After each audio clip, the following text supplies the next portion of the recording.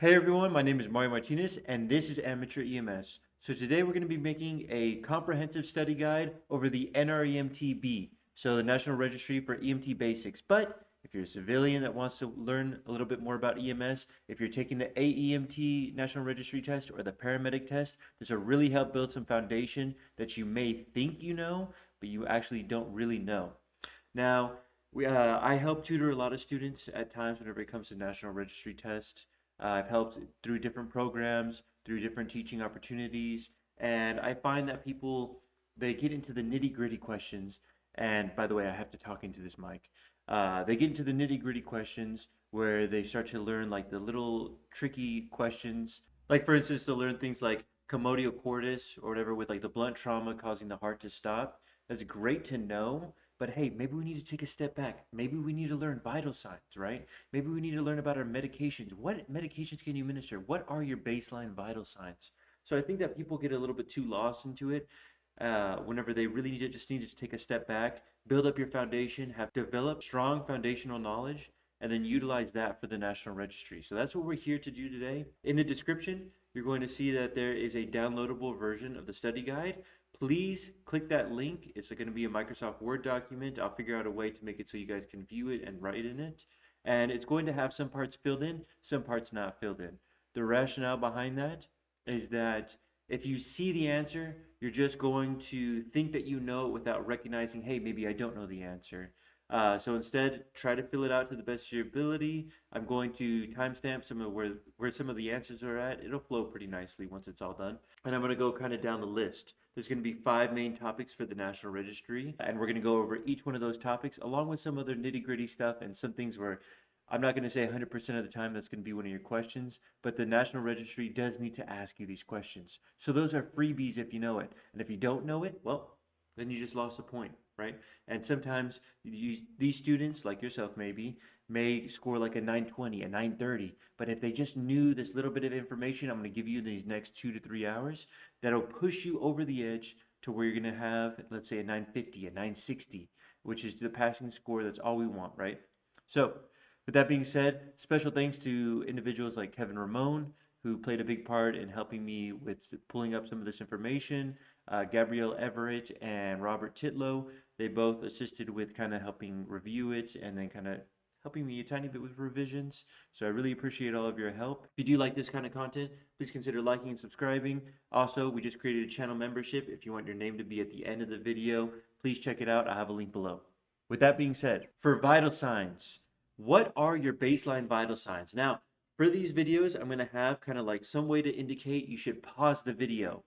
Please pause the video and write what you think your normal ranges for your blood pressure are, heart rate, all 6 of your main vital signs. For AEMTs and paramedics, there's a couple more, but we're focusing on the NREMT-B right now. I want you to not just write, let's say, for students, they always make this mistake, where I'll ask you, what's your normal blood pressure? I want you to say it out loud. Before I tell you the answer, pause the video, say out loud what you think the normal range for your blood pressure is, for the top number and the bottom number.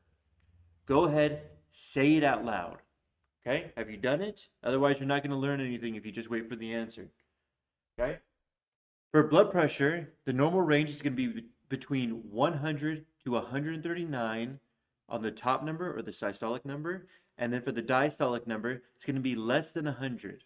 Okay, that's how you should memorize it, and it's like millimeters per mercury. Some students will make the mistake, or some instructors will teach individuals that 130 to 139 is not a good blood pressure number. That's correct if you're thinking clinically wise, where they are potentially pre-hypertensive. But realistically, all we care about for the National Registry is, are they hypotensive? Do they have low blood pressure? Are they hypertensive? Do they have high blood pressure? And anything in between, that's technically in the normal range. If I gave you a patient that's blood pressure is 120/80 and you see this range, is that good or bad, right? And I just want you to say good or bad. It's good if somebody's blood pressure is good or bad. If they are at 136/82, is that good or bad? Common sense, you're thinking bad. The answer is good. Why? Because it falls in the normal range. I do not care what, and the National Registry does not care what common sense you may use to piece together, well, it's kind of bad. No. Figure out what's good and bad, and then move on. Figure out what's in the normal range, what's not in the normal range, and then move on, because then you can say they're hypotensive. Well, now I know I have to restrict certain drugs. They're hypertensive. Okay, I may need to consider these type of techniques. But you need to know your ranges, and you need to know the maximum and the minimums. Okay, if I tell you somebody's blood pressure is 102/64, is that good or bad? Don't answer, it's a little low. It's a little low. I didn't ask that. Good or bad? I say it's bad. Why would you say it's bad? The normal ranges here is between 100 to 139. I see students answering that incorrectly all the time. The diastolic number is less than 100. We can use some common sense, and you can say, oh, well, what if it's a 40-year-old male patient and they weigh 400 pounds and they're 102/68? That's not really that good. It's within the normal range. Move on, okay? I understand your rationale. There are certain exceptions, but the National Registry is not going to trick you that way. You may think that it does, but trust me, they'll make it very obvious whenever someone's hypertensive or hypotensive. So that's for blood pressure. The next, for your heart rate, what is the normal range? Please fill out the rest of that sheet, and then once you make your mistakes, we're going to go over it together, okay? And if your instructor says something a little bit different, that's fine. Listen to your instructor. They know more than I do. Your normal heart rate is going to be between 60 to 99 beats per minute. Now, some text or most texts will say 60 to 100 beats per minute. I don't really like that because that calls the question, well, what's sinus tachycardia? What's a fast heart rate? What's 100 to 149 beats per minute? But didn't you just say 60 to 100 beats per minute is a normal heart range? A lot of texts say that just because it makes it more simple. We're going to say 60 to 99 beats per minute is the normal heart rate range, okay? For SpO2, what is the normal range?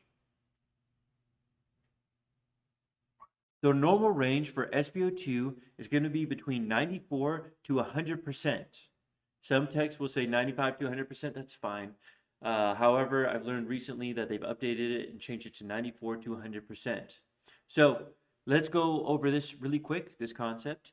If a patient A has an SpO2 at 98%, patient B has an SpO2 at 96%, who has a better SpO2?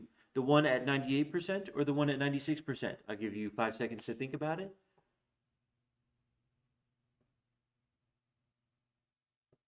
Neither one. They're both in the normal range. Who are you to dictate whether somebody's SpO2 at 98% is better than somebody at 96%? All you have are these ranges that I'm giving to you right now. Utilize these ranges, understand what's good, what's bad, and then move on. If I see somebody standing at 95%, fantastic. They're perfusing perfectly fine. At least just that little bit. I don't know the rest of their information, but that's what I would be thinking if I saw that SpO2. If I saw someone at 100%, good, right? They're perfusing at the normal range, that's fine. And just move on, and you really have to break past that, okay? Now for the respiratory rate, what is the range for that? And you should have already filled out this section, by the way. Again, we're just going over the answers now. It's going to be between 12 to 24 breaths per minute, okay?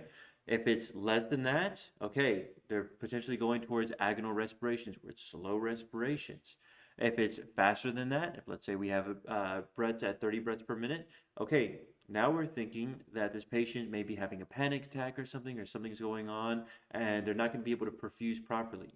So we need to know that. The next vital sign is our temperature. And we're going to say that the normal range is between 96.8 to 98.9 degrees Fahrenheit. Now, the national, whenever you have a patient who has an elevated temperature, it's not going to say like, oh, is it 99.2 degrees Fahrenheit? It's going to say 101.2 or something. It should be very obvious whenever somebody's hypothermic, right? We're going to see something like a temperature at 95 degrees Fahrenheit. It's not going to say 96.4 or something, because I usually teach it as 96.5 to 98.9. Just know your ranges, 96.8 to 98.9 degrees Fahrenheit. That should carry you through the national. For your blood sugar, this is a big one. The range is going to be between 70 to 120 units, okay? You need to know that. It's going to be between 70 to 120. High blood sugar is bad, and once we get around, like, let's say 350 units to 400 units plus, and it's like, okay, well, now we really need to consider, like, going to the hospital, doing something. If somebody's at 140 or so, it's not the end of the world. Any blood sugar below 70 units, bad. That's bad. We need to fix that immediately, okay? And to fix that, we have a medication that we can administer that we're going to go over in a tiny bit that an EMT-B can administer. Do you know what it is? If you don't, you should know what it is before you take the national. For this next part, we're going to go over 9 EMT basic medications that you can consider administering, and it should be generally within your scope of practice. Now, one of them, we're going to talk about it. It's kind of going to the wayside, but it still is a medication that you should at least be aware of. So please pause the video. Try to fill in as much as you can. We're going to go over these medications, okay? I cannot stress it enough. If you do not pause the video and fill this in and then recognize, hey, I only wrote down one answer. Hey, I actually didn't write any answer. You're not going to learn to pass the national registry. And I can't be there in person to show all of you to do that. So I can only trust that you're going to pause the video here for a moment, fill it out, and then move forward. But okay. All right, so I'm going to assume that you guys paused the video. I sure hope you did, but it is up to you. The next part right here we're going to start with is aspirin. Another medication here is nitroglycerin. 2 other ones we're going to talk about is albuterol and Atrovent. Next, we have epinephrine, but only as an auto-injector. Next, we have some more niche drugs like Narcan, naloxone. We have oral glucose. We have activated charcoal, which is kind of going towards the wayside, but it's still important to note. And then we have Tylenol or acetaminophen. Okay, so I actually wrote it down in this pattern because it makes it easier to teach, right? So the first 2 medications. Number 1, we have aspirin here. What is it used for? Well, it's utilized for chest pain, right? So we think of the heart. You want to consider administering up to 324 milligrams for a patient who's experiencing chest pain, but you want to make sure that they're not allergic to salicylates. I have a whole video going more into depth on medications, but just know the general idea of why you consider administering this medication. For nitroglycerin, we are considering it. The next medication here is nitroglycerin. It is utilized for patients who have chest pain, but there are contraindications for it. Please pause the video, and I want you to think and go ahead and say, what are the contraindications for nitroglycerin? Think about it. Please pause the video. Okay, I'm going to trust that you did it. The answer is hypotension and ED medications in the last 24 hours or erectile dysfunction medications. Some of them include things such as Viagra, sildenafil, Cialis, some say tadalafil, I think is one of them now. Whenever I took the national registry, I had a patient who had chest pain. They had a normal blood pressure, let's say it was 114/74, so it checks off one of the 2 main contraindications for nitroglycerin. But if I looked at the medication list, whenever I was going to consider administering, let's say, aspirin along with nitroglycerin, I noticed that the patient does take sildenafil. So I didn't choose that answer, and I ended up passing the national registry afterwards, along with like some more questions. I think I had like 70 or 68 questions or so. But watch out for nitroglycerin. You can kill somebody if you end up administering it incorrectly. The next 3 have to do with the airway. Albuterol and Atrovent. You would think of that whenever you think of a patient who has asthma. Sometimes later on, after you save somebody who has anaphylaxis, later down the line, you can also consider administering albuterol if they have bronchial constriction, if they have trouble breathing, if they're having wheezing, if they have an asthma attack. So for albuterol and Atrovent, the dosing is going to be 2.5 milligrams per 3 mLs for albuterol. For Atrovent, it's going to be 0.5 milligrams per 3 mLs. That just means that there's a powder and you mix saline with it and it creates a liquid, and you can administer it via what route? How do you administer albuterol or Atrovent to a patient? What airway device do you use? Please pause the video, think about it for a moment, and then continue it afterwards. Well, the airway device that you can utilize is called a nebulizer. And what setting can we set a nebulizer at? Pause the video again, think about it, and if you don't know the answer, I'm about to tell you it. The answer to that is going to be at 6 to 8 liters per minute. This aerosolizes the medication and creates a fine mist. Remember, you need to pause the video whenever I tell you to, otherwise you're not going to properly test yourself and you're going to think you know this when you actually don't, more than likely. The next medication, also for albuterol and Atrovent, I talk about in my medication tier list or my medication video, but Atrovent, sometimes the mixture contains peanut mix. I don't know why. So if you're trying to help somebody with breathing problems, why don't you always just use albuterol? It depends on your protocols, but check allergies.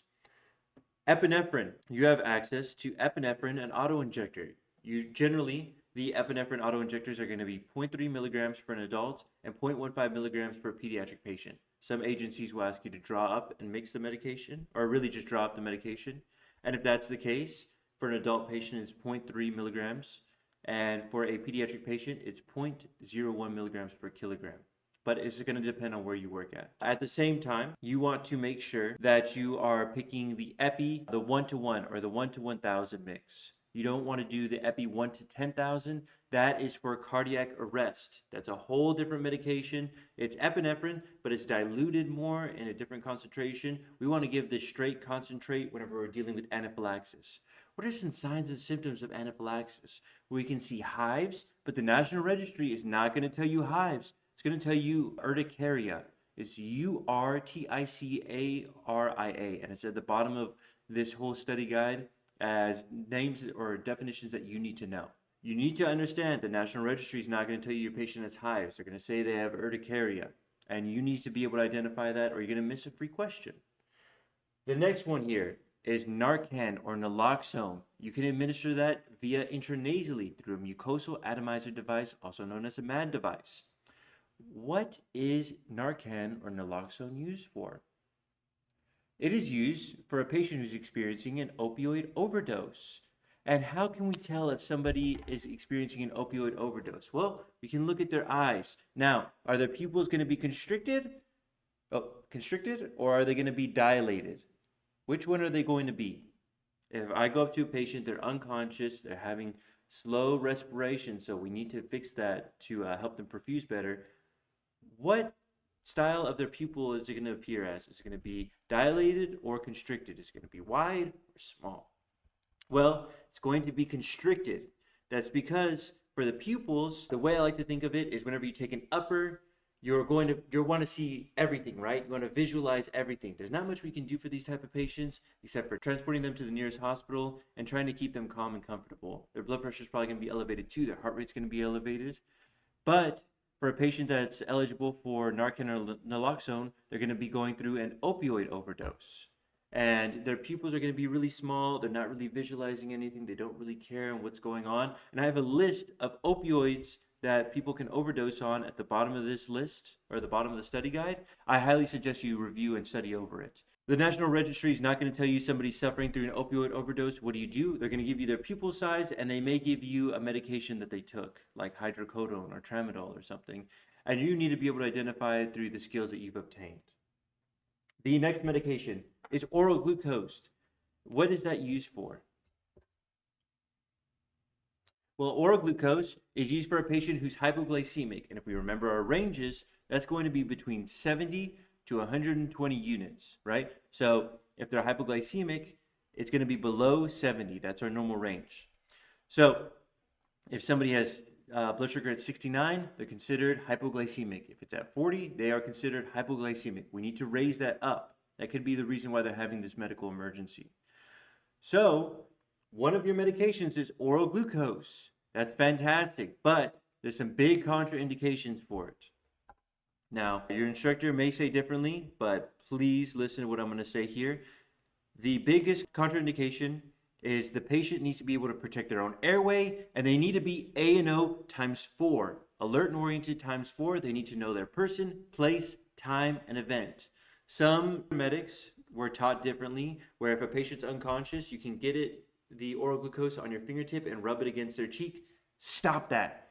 Stop thinking that that's correct. You are missing a question. Get that out of your head. That is detrimental to your success in EMS career. How does that make any sense? You're going to tell me that you have a semi-conscious patient, you're going to put some oral glucose on your fingertip and rub the inside of their cheek so it can slowly absorb? You're going to risk, first off, the patient aspirating. You're also going to risk them potentially biting your fingers? No. What do you need to do instead? You need to request ALS intercept.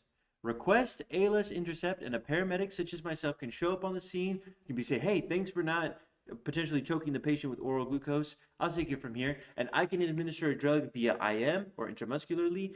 IV or intraosseous if I need to access in some way to get their blood sugar up. Do not administer a patient with oral glucose if they have any signs of an altered mental status, if they are not ANO times 4, and if they can't protect their own airway. A lot of people mess that up because they think of the fingertip paste thing where they can rub it on the side of the cheeks. Don't do that. Why are you risking killing your patient for virtually nothing? Okay, please do not do that. The next medication is activated charcoal. Sometimes some ambulances carry it, some of them don't. It's kind of going towards the wayside, but the whole thought process is your patient has to have patent airway. They have to be able to swallow. They have to be ANO times 4 because it's the same thing. We're administering a paste. It's a tube, and it's if somebody took any type of pills or something and it's still within their system, if they try to overdose on pills, if it's like a child or something, or if it's someone who, let's say they took a bottle of aspirin and they took like the whole 30 pills. Well, what we can do is we can administer activated charcoal. It'll coat the mouth, it'll coat the esophagus, it'll coat the stomach lining, and it'll surround the pills, and it'll stop the body from digesting them anymore. There's kind of a time limit on activated charcoal. Like if it's already digested, well, it's too late. Just goes to the hospital. But for activated charcoal, it can coat the medication, coat the things that can surround it, and can keep the patient from further absorbing the medication to cause the toxicity effect. A side effect that may happen is that patients may have potentially tried to overdose in the past. And so whenever you administer the activated charcoal, they may dislike it, it tastes nasty, it feels nasty, and they may puke. While we don't want our patients to puke, if they're ANO times 4 and they're able to somewhat protect their own airway, if they're puking, they're kind of removing some of the contents that we want to remove anyway. So it's not the end of the world. Contact poison control. You should have poison control's number, and if I'm smart, I will link it or I will put it right here. And I will type out poison control's number. You should have that saved into your contact list. That'll make you a better EMT-B or a better medic or AEMT. Just a better person in general for medical emergencies. Blah, blah, blah. The final medication is Tylenol or acetaminophen. Some agencies allow you to administer it as an EMT-B. Some actually wait for paramedics to administer it. Why do we use this medication? It's for a patient who has an elevated fever, and we try to bring that fever down. Normally, it's if a patient has a temperature at 101 degrees, 102 degrees. You can try administering cold packs, you can remove excessive clothing, and you can consider administering Tylenol or acetaminophen. The nurses will love you if you administer it before you go to the hospital, vice versa. They will not like you if you did not administer it. However, if your patient has an altered mental status, this is usually a medication, and for your case, where you administer it via the mouth. So if they have an altered mental status at all, they can't protect their own airway, we cannot administer these 3 medications, okay? Now, as an EMT basic, what are 4 different airway devices that you can utilize? Go ahead and think about it. So, I'm going to assume that you paused the video. We're going to go ahead and start with our first one, and that's going to be a nasal cannula. And this is going to be set between 2 to 6 liters per minute. The next one that we have is going to be a non-rebreather. We have a non-rebreather mask that's set between 10 to 15 liters per minute. The airway device afterwards is a nebulizer, and that is set between 6 to 8 liters per minute. That way it can aerosolize the medication that you can utilize with it. The last one is a bag valve mask, and you're going to set that at 15 liters per minute. Now, we have these 4 different devices. There's some things that we need to think about.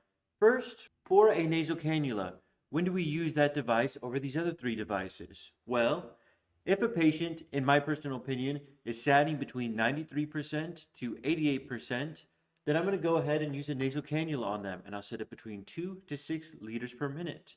They need to be conscious. Their respiratory rate needs to be in the normal range. They need to be able to control their breathing.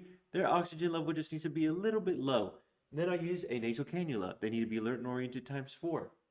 Next, if somebody's SpO2 is between, I would say, usually 70 to 88%, around there, so 70 to 87%, then I'm going to go ahead and say, you know what, a nasal cannula is going to do it. They're still alert and oriented times 4. The respiratory rate is still good. It's between 12 to 24 breaths per minute. Let's go ahead and use a non-rebreather mask. So I'll attach it on them, and I'll go from either 10 liters per minute up to 15 liters per minute, depending on how bad it is. There are occasions where a patient may have a slightly lower SpO2, and then we can still consider a non-rebreather, but really the key term here is that they're alert and oriented ×4, but their SpO2 is getting a little too low. So we're going to use a non-rebreather mask. The next one here is a nebulizer. And a nebulizer is set between 6 to 8 liters per minute, and we can utilize it with 2 medications. Do you remember what those medications are? It is for albuterol and Atrovent, also known as ipratropium bromide. And those medications need to be aerosolized at 6 to 8 liters per minute. It's usually used for asthmatic patients, patients that are wheezing, that have some bronchial constriction, and we want to cause bronchodilation where it opens up. The last one is a bag valve mask. We want to use this device at 15 liters per minute. And this is for somebody who can't control their own airway, who needs assistance. They need us to ventilate for them. Usually these are unconscious patients, is just generally a good way to think about it. If you're working a call, let's say at least on the NREMT, if they're unconscious, more than likely if you're choosing an airway device, it's going to be a bag valve mask. Their respirations generally are going to be low. They're going to be below 12. So around like 8 breaths per minute. That's going to be agonal respirations. At that point, let's go ahead and start bagging for them. Their SpO2, I would assume, would be 93% or lower, and their respiratory rate is low. It can potentially be high at 30 breaths per minute, and then you may need to ventilate somebody, but that's more so if they have an altered mental status as well. So we have our 4 different airway devices. We have a reasoning behind it, or the reasoning behind why we would administer one or the other. So a nasal cannula non-rebreather, it's usually for ANO ×4 people who can protect their own airway, who are breathing or they're respirating fine, but their SpO2 is getting lower and lower. Nebulizer, same thing, they're ANO ×4, but we're worried about wheezing, asthma patients. A bag valve mask, they're unconscious, they're not able to control their own breathing. So we're going to go ahead and ventilate for them. They usually have low respirations, low SpO2. That's why we consider that. Okay, so we got through some of the tricky parts. Now we're going to move on to our first section.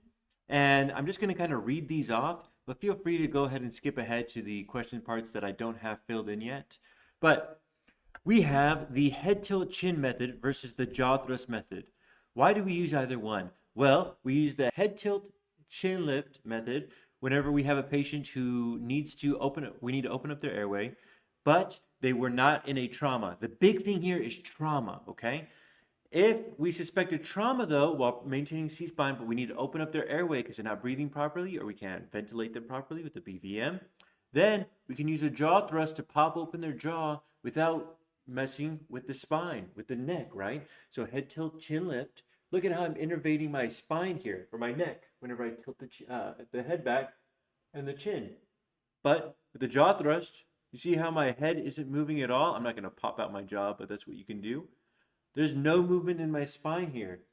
And that's because we want to use the jaw thrust method on a patient with a spinal injury or a trauma. One thing to note, for air, how much oxygen is inside of air? Well, it's actually about 21%. So usually the way to think about it is air is 1 part oxygen, 4 parts nitrogen, and just a little bit of something else. Another thing you may want to know is that air has approximately 21% of oxygen. Another topic to discuss is capillary refill. So if a patient is potentially not perfusing properly, one of the first things to go is their upper and lower extremities, specifically the fingers. You're going to see some cyanosis, some bluing of these areas, bluing of the lips or cyanosis of the lips. What you can do is you can actually check the perfusion by performing capillary refill, where we go and we squeeze the fingertip and we release it, and it should turn whitish or whatever color, and then go back to its normal color. If it takes less than 2 seconds, that's considered a good capillary refill, and it's one of the ways that we can check somebody's perfusion quickly.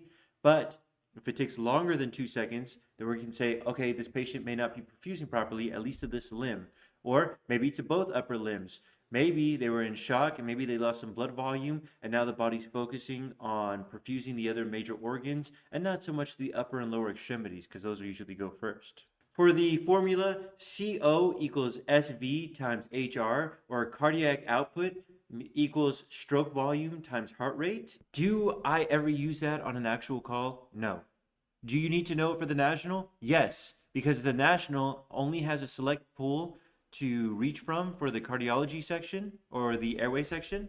And it's something that they asked me. They were like, in CO equals SV times HR, what does the SV stand for? Stroke volume? Or what does CO stand for? Cardiac output? You need to learn this for the national. After you finish the national, do you need to know this formula?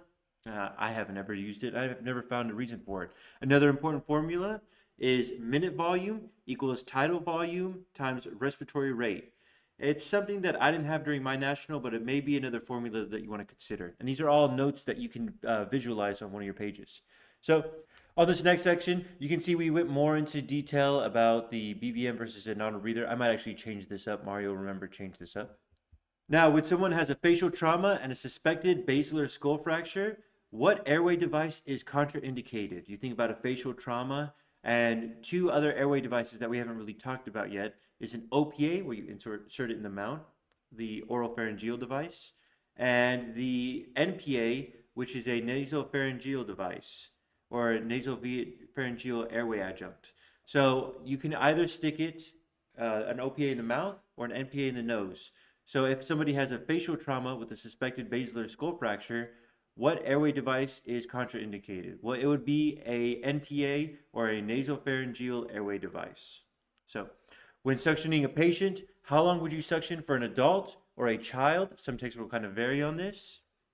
Go ahead and pause the video, write out your guess, and then we'll go over it together. Well, the answer is for adult patients, it's a 15 seconds at the max, where you insert the suction tubing, like a Yonker tip. You insert it in, you press down to start the suction, and then while you're pulling up slowly, you can spend up to a maximum of 15 seconds for an adult. For a pediatric patient, it's up to 10 seconds max. So it's important that you know those two distinctions. If someone has snoring respirations, what can you suspect may be in the way? It's the tongue. So you maybe need to manipulate their airway. You may need to insert an OPA to maneuver the tongue out of the way. What does paradoxical motion mean in the chest? Well, it means when one side of the chest rises while the other one falls. This is usually indicated for something like a flail chest segment where someone got into a trauma, part of their rib cage broke. And so you'll see this chest rising while this one is staying flat, and then vice versa. It's a flail chest segment. If you auscultate somebody's lung sounds and you can only hear breathing from one side of their lungs, and let's just say they were in trauma, right? So I can listen to this side, I can hear airflow. I listen to this side, I can't hear anything. I listen to this side, I can hear airflow. This side, I can't hear anything. What could you suspect is going on?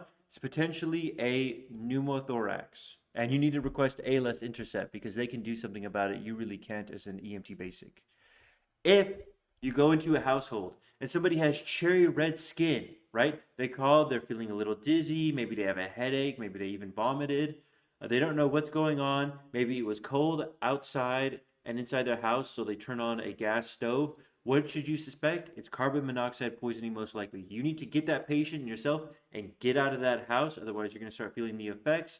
And if you check a pulse ox on a patient, because carbon monoxide, it takes over the molecules of heme or the iron molecules in the body, because unlike oxygen, carbon monoxide acts pretty much the same way, but it binds 200 times more effective than oxygen will to your molecules of heme that go throughout your body. Your molecules will still present with the carbon monoxide, so that's why they have the cherry red skin. That's why if you put a pulse ox on them, it'll say, oh, they're satting at 98%. But if you look at your patient, you'll say, no, I don't think they're breathing properly. Go ahead and put them on a high flow O2, head over to the hospital. They're going to need to take care of that maybe through a hyperbaric chamber. You need to know two very important respiratory issues for children. The first one is croup. It's a viral infection, and you need to know that. It's noted by a seal bark-like cough, and the other one is epiglottitis. It's caused by a bacterial infection. A very obvious symptom is the child will be sitting down, they'll kind of be leaning forward a little bit in their chair, and they'll be drooling. They'll be drooling everywhere. Be extremely careful with these patients. Be careful getting a blood pressure or pulse ox. If it starts to irritate them, take all of that off. You want to keep the kid in a position of comfort, preferably with their parent too, and set them up on the stretcher, secure them on the stretcher, and head code 1 to the hospital, but very carefully. You don't want to irritate this kid. I would not recommend starting an IV because their epiglottis is swollen, and if you irritate them and start to cause them to panic by getting an IV or checking vital signs, potentially their airway will completely seal up and it'll close, and you won't be able to open it again, and it'll go into an even more extreme respiratory failure, where they'll go into respiratory arrest shortly after. So be very careful with epiglottitis. You need to know which one's viral and bacterial, epiglottitis being bacterial, croup being viral. And you need to know the hallmark signs, again, drooling. You see a child, they're drooling, epiglottitis, that should be an easy lock. The same thing for croup, seal, bark-like cough, that's croup. The tripod position, as I talked about earlier, if you have a question and it mentions the patient is in a tripod position, it's whenever they're sitting and they're kind of leaning forward a little bit and they're trying to catch their breath. That's a tripod position. If you see a patient and they're sitting down, you got called over to them, they may have an altered mental status, and you assess them and you see that they're taking deep, rapid respirations, where they're like, they're taking deep, rapid respirations. What do you think could be going on? Well, if they're diabetic, they may be experiencing Kussmaul respirations, where the body's trying to offload all the excessive CO2 and trying to regulate the pH. That's a phenomenon known as Kussmaul respirations. Now, are these patients that are experiencing Kussmaul respirations hyperglycemic or hypoglycemic? Well, these patients are hyperglycemic because, again, they're experiencing diabetic ketoacidosis and extremely high blood sugar. It's causing all this acid to build up. It's causing the CO2 to build up. And they're trying to regulate their pH balance by offloading excessive CO2, stabilizing their pH. Okay, for this next section, we're going to be going over cardiology and resuscitation, which is one of the 5 major categories for the National Registry test. So we need to know first how to trace a drop of blood. All of this is nice to know, but realistically, they're really going to try to trip you up on asking about pulmonary arteries versus pulmonary veins, since they have a distinguishing factor unlike other arteries and veins in the body. So we first start off at the supravena cava and the infravena cava. This dumps blood into the right atrium. I like to draw my heart like a box if you've seen in past videos. I highly recommend checking out the EKG series. And it dumps deoxygenated blood to the right atrium, which pushes blood from the right atrium through the tricuspid into the right ventricle. The right ventricle then pushes blood, whenever it squeezes, from the right ventricle towards the lungs. And it does this by transporting it through pulmonary arteries. Pulmonary arteries are the only arteries that transport deoxygenated blood throughout the body. Because if you think about it, arteries move blood away from the heart. Veins bring blood toward the heart. Now, normally what happens is, as blood pushes from my heart over to, let's say, my right arm, it'll push oxygenated blood to my right arm through my arteries. Then, once it perfuses this and it obtains CO2 or carbon dioxide, it'll come back to my heart with veins. That's because arteries take blood away from the heart. Veins bring blood toward the heart. That's how you should remember all arteries and veins. That makes pulmonary arteries and pulmonary veins make sense, because a pulmonary artery is taking blood away from the heart towards the lungs, even though it's carrying deoxygenated blood. So a lot of students mess up on that. Do not forget that. From there, it takes deoxygenated blood, it transfers throughout the alveoli, does gas exchange, where it'll release its CO2, obtain O2, so it'll go from deoxygenated to oxygenated blood. It'll go to the left atrium, which then goes through the bicuspid valve. I remember it because tricuspid and bicuspid valve, tri before you bi, also known as the bicuspid valve or the mitral valve, which goes through the left ventricle, which then has a lot more muscular tissue than the right ventricle, because instead of pushing to the lungs, it pushes all the way to the upper and lower extremities, so it'll give a good squeeze, and then it'll perfuse all the way up to the upper and lower extremities, so it's got to go pretty far away through the arteries, the arterioles, to the capillaries, where it exchanges oxygen molecules for CO2 within tissue, and then the process repeats all over again. And I have it color-coded on the Word document. If you are transporting a patient and they go into cardiac arrest, what do you need to do first? If your partner's driving and you're in the back of the box with the patient and all of a sudden they go unconscious and you feel for pulse, no breathing, what do you do first? What you need to do first is tell your partner, hey, pull over. Once they're pulling over, then you can start CPR. If the national gives you two options, it says to either pull over or start CPR, pull over first. It's like as if you are somebody who's certified in BLS, right, or basic life support, and somebody codes right in front of you. The first thing you need to do is you need to say, hey, call for 911, activate the emergency response system. Then you work on compressions. It's the same thing or the same idea. You need help. You can't run an entire code by yourself. That'd be ridiculous. If you're doing compressions on a patient and you apply the AED on them, and the AED says that it's going to shock the patient, it's going to start charging, you're still doing CPR, and then you shock the patient, what do you do next? Well, what you're supposed to do next is you're supposed to immediately start back over on compressions. You don't check for a rhythm at that time. You don't check for a pulse check. You just start straight away with compressions. That gets a lot of students. So make sure as soon as you deliver a shock with the AED, you go straight into compressions. Whenever you're doing compressions, while getting good depth is a good idea, or going deep enough on a patient, and we'll go over the ranges with that in a little bit, it's also extremely important to pull back against the heart, right? So we push, push, push. We don't stay in a shallow range. We want to make sure we get a good push, and then we pull back at the same time. That's because we want the heart to refill by recoiling with our chest compressions, okay? Now, for a chest pain call, what are some medications that an EMT-B can consider administering for these patients? Well, I'm going to go ahead and give you guys a moment, pause the video. The medications that you can consider administering are aspirin, nitroglycerin, and oxygen. So you do have to remember, if they're allergic to salicylates or aspirin, you can't administer aspirin. If they have hypotension, or if they've taken erectile dysfunction medication in the last 24 hours, and you need to know which ones they are, they're going to be at the bottom, the very bottom of the study guide, then you cannot administer nitroglycerin. What is the range for a hypotension patient? It's whenever their blood pressure for their systolic number is below 100 units. And you can also consider administering oxygen. Now, congestive heart failure is where fluid builds up in the lungs, and it may be caused by left-sided heart failure. So if you see left-sided heart failure, then you should consider that they may have fluid in their lungs, or congestive heart failure.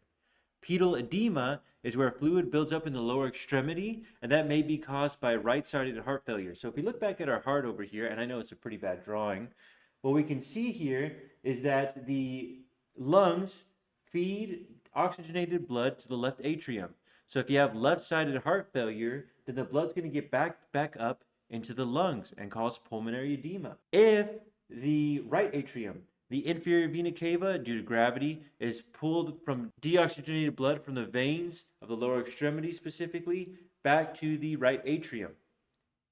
If somebody has right-sided heart failure and is not pumping properly, they may get a fluid buildup back in the lower extremities known as pedal edema. Another important thing to note, you have the sympathetic and the parasympathetic nervous system. The sympathetic nervous system is what we use for our fight or flight system. So it's like if somebody were to punch me or something, I'd wake up, right? I would lose my wanting or desire for like digestion, for my bowel movements, things like that. My heart rate would increase. I'd more so just be active waking up. But if I'm at home, if I'm relaxing, I go more into my parasympathetic nervous system. What is a drug that a patient can take that can cause them to go into a sympathetic nervous system response? It's an upper, right? But some downers, for instance, is like hydrocodone, tramadol, they're opioids, and there's other ones listed below in the study guide. Those can trigger the parasympathetic nervous system or the parasympathetic response, where along with a bunch of other things, their pupils will become constricted, while in the sympathetic nervous system, your pupils will dilate, right? And whenever this happens, we can consider administering an EMT basic drug. Which drug can we consider administering? Well, we can consider administering Narcan or naloxone. For a heartbeat, sometimes in churches will talk about it that there are 4 sounds, S1, S2, S3, and S4. Realistically, you just need to know what S1 and S2 stand for. S1 is the lub noise when the atrioventricular valve closes, and S2 is the dub noise when the semilunar valve closes. S3 and S4 are more so just abnormal sounds that we aren't really going to talk about right now. Now, what depth do you want in compressions for an adult patient and for a child or an infant patient whenever it comes to compressions? Well, for an adult, we want to go about 2 to 3 inches in depth. And for a child or an infant, we want to go 1/3 the depth of their chest. You want to aim for 100 to 120 compressions a minute. And if you're doing CPR by yourself, what rate should you do it at, regardless of the patient's age? You should do it at a rate of 30 to 2, where you do 30 compressions and 2 ventilations. So you do 30 compressions, then you pull out your back valve mask, it's hooked up at 15 liters per minute, then you do 2 breaths. 30 compressions, 2 breaths, and keep on cycling until the AED tells you that it's ready to shock the patient or it needs to inspect the rhythm. If and only if you have a partner with you and you have an infant, so it's a 2 rescuer CPR attempt, then you can implement a different ratio for compressions versus ventilations. What is that ratio? I'll give you guys a second and then I'll give you the answer. Well, it's going to be 15 compressions to 2 ventilations. If you're placing the AED on a patient and you notice that they have an implanted AED device or they have a pacemaker device, where do you want to place the AED pads? Well, you want to move it just a couple inches away. You want to put it in the general same spot, but just watch out for any mechanical tools that you see implanted in the patient. Simply just go around them. You don't want to place them directly on top. Also, if somebody has any patches or something, like any type of medication patches, go ahead and remove those before applying the AED as well. If somebody's pulled out of a pool prior to placing the AED, what do we want to consider to do first? Well, we want to consider drying them off first, because if we apply the pads, it may not attach properly to a patient if they're slippery and wet, and who knows what abnormalities it can cause a conduction to occur if they're wet. So we want to try to dry them off as best as possible, and then go ahead and apply the pads. When we get a pulse back during a CPR call, what is this called? I'm going to give you guys a moment to think about it. Go ahead and pause the video, try to give me your best answer. Give you like 5 seconds. Well, it is called ROSC, or return of spontaneous circulation. If we shock someone with the AED, what's the very next thing we do? We already talked about it. We want to start CPR again for 2 minutes, right? And we want to do our compressions where we do 30 compressions, 2 breaths. When do we change that up? Whenever we have 2 rescuers and it's an infant, then we can do 15 compressions, 2 breaths. Next up, we have in my opinion, the biggest section, medical obstetrics and gynecology. This is the part that I struggled the most with whenever I took the national. I failed it twice before I passed it the 3rd time on my NREMT-B. Then I passed my paramedic on the first try. So there are 3 types of strokes. There are ischemic strokes. There are transient ischemic attack strokes. And there are hemorrhagic strokes. For ischemic strokes, it's whenever a clot is in the brain where the arteries are that perfuse it, and it blocks part of the brain from getting perfused. That's an ischemic stroke. Ischemic meaning a lack of oxygen.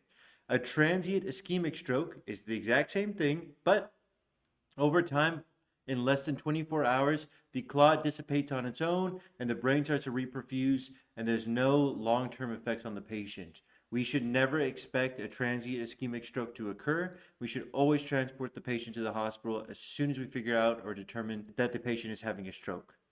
A hemorrhagic stroke is a brain bleed where we can't visualize what's going on internally. Sometimes it's like more so due to with trauma. There is a burst in one of the arteries towards the brain, and it starts to cause swelling where you're compressing the brain more and more and cutting off the circulation to the brain. Intracranial pressure is going to rise. So a huge hallmark is an increased blood pressure when it comes to hemorrhagic strokes. You need to know this. You need to know if a patient is having stroke-like symptoms and their blood pressure, it's not just high. It's like almost like 200 over 108 or something. Like their blood pressure is increasing like crazy to like in the 200 range usually, or like 190s. Whenever you read that on the test, you should be able to say, you know what? That's probably hemorrhagic stroke, and then choose that as your option. Of course, they also need to have unilateral weakness, right? So normally what happens in the brain is, let's say on the right side of their face, on the right side of their brain, they have something that's causing a lack of oxygen to the brain. It causes the right side of their face to appear weak. They're talking like this, with the right side kind of sagging while the left is uptight for the mouth. You could see that their eye isn't blinking as much on the right as it is on the left. You can determine that doing a different type of stroke exam. But on the right side of the face, it's like that. But on the left arm, it's not moving. The left leg isn't moving, but the right arm still has regular motion. The right leg has regular motion. You can check to see their coordination. Are they lifting up this arm at all? Their leg, are they moving it at all? Check for pulse motor sensation. Is it equal on both sides? And that can help you determine whether they're having a stroke or not. Now, we can't tell, besides the hypertension or the high blood pressure, what type of stroke the patient may be happening. And that's only like somewhat a decent way to guess if it's a hemorrhagic stroke versus an ischemic stroke. It's really the blood pressure. If it's incredibly elevated, I'm talking 190s, 200s plus, we should think that it's a hemorrhagic stroke. For these type of patients, we want to figure out what they're like when they're normal. We want to find out any deficits, and then we want to go quickly to the hospital. We want to go code 3 to the hospital. Now, for a stroke patient, we can utilize 3 different stroke exams. We can check a Cincinnati stroke scale, we can check a fast stroke assessment, and we can check a Vance assessment. I do a mixture of all 3 of them. You can look on the Word document that you should have opened up by now, and that gives you more of an idea of what we're looking for whenever we check those different stroke exams. But they have generally hemiparesis, again, which is weakness on one side of the body, right? So if it's a left-sided brain stroke, then we would see left-sided facial weakness, and we'd see them having weakness in their right arm. So it'd be like left-sided facial weakness. We can see that they're not moving their right arm, their right leg. They're kind of dragging it around, or they're just unconscious. And they're moving their left arm, their left leg fairly normally.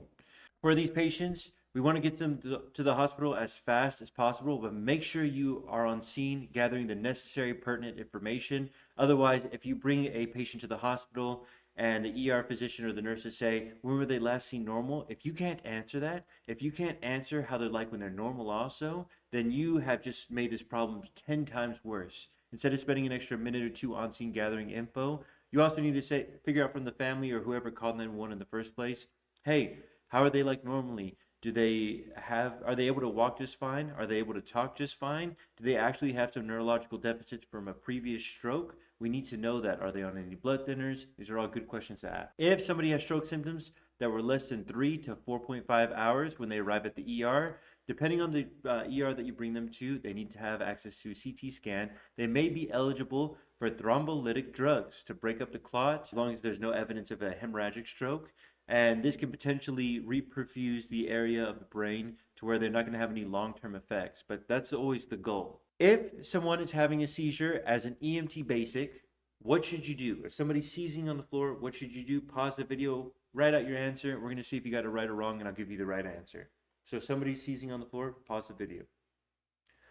Okay, so the answer is you want to request ALS intercept. You do not have a medication to help with sedating the patient. Instead, just kind of clear the area around them. You don't want to try to put something in their mouth. That's an outdated thing that we don't want to do anymore. And we want to make sure that we just protect our patient, move stuff around from them, and request ALS intercept where they can administer a sedative to a patient. So in this next section, we talk more so about like hyperglycemia versus hypoglycemia. We already discussed that earlier though. I just leave it there just in case you want some more information. One really big thing though is we want to be able to check if somebody is ANO times 4. So if they are alert to their person, place, time, and event, we need you to know that. If they're not ANO times 4, and let's say somebody's hypoglycemic and you want to consider administering oral glucose or raising up their blood sugar, you can't do that because you'll potentially cause them to aspirate. So what do you need to do instead if you can't administer oral glucose and you're an EMT basic? Give you a moment to think about it. Pause the video. Well, you need to request ALS intercept. If you give these patients oral glucose, they can potentially choke on it and pass away, and you cause a hypoglycemic patient to become a choking patient to where a patient could potentially pass away.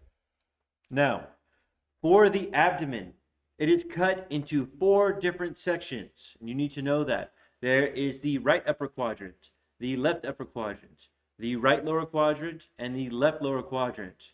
There are important organs in each one of these, but realistically, if you're taking the National Registry, there are some key organs that you need to know about. For instance, if somebody's having right lower quadrant abdominal pain, what do we think is potentially going on? They may be suffering from appendicitis. That's a huge test question. If you see right lower quadrant in your head, you should be like, ding, ding, ding. It's probably appendicitis that's going on.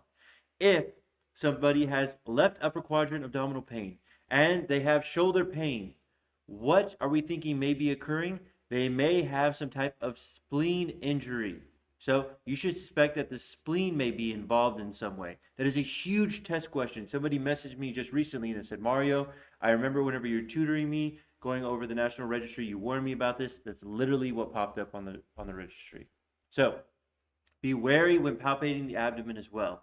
Let's say somebody goes up to me and they say, hey, I have right lower quadrant abdominal pain. And of course, we're thinking, okay, maybe they have appendicitis. Well, we need to palpate the abdomen to see if there's pain anywhere else. Do we start by palpating the right lower quadrant, or do we palpate somewhere else? Where should we go?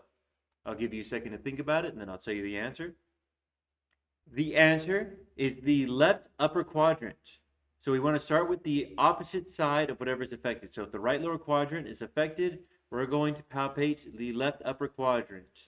And then from there, we can go to the left lower quadrant or the right lower quadrant. It doesn't matter. We'll go to vice versa. And then we'll palpate the right lower quadrant last. Because if somebody has pain, let's say it's a 10 out of 10, we think it may be appendicitis. When we start on the right lower quadrant, they're going to bend down. They're going to start guarding the area. They're not going to let you touch them anymore. And now you've lost out on assessing the other 3 quadrants of the abdomen.